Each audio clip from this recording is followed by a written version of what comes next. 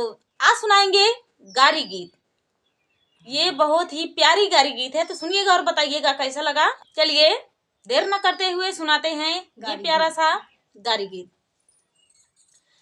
हे हो खवैया तुम्हें लाख दहाई हो, हे हो खवैया तुम्हें लाख दहाई, अरे गारी सुना मन लाई, हाँ सीताराम से भजो, अरे गारी सुना मन लाई, हाँ सीताराम से भजो।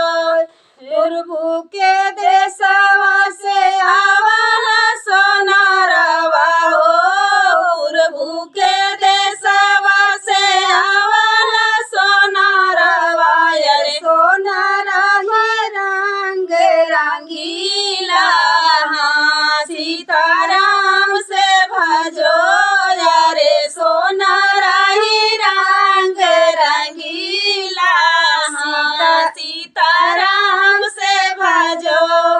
रामा का गढ़ई सोनरा सोने कई अंगूठिया हो, रामा का गढ़ई सोनरा सोने कई अंगूठिया, अरे सीता का सोना हो सिंगारा, हाँ सीताराम से भजो, अरे सीता का सोना हो सिंगारा, हाँ सीताराम से भजो।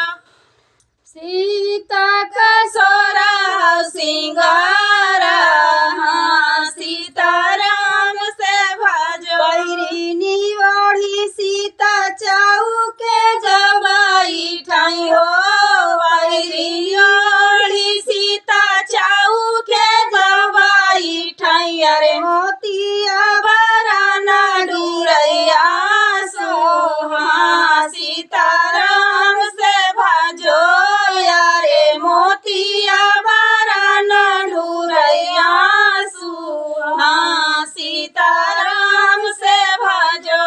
कौने गुना बेटी चौकवा परोई हो, कौने गुना बेटी चौकवा परोई, अरे काहे बिना ढूरै तोरे आंसू, हाँ सीताराम से भजो, अरे काहे बिना गिरै तोरे आंसू, हाँ सीताराम से भजो।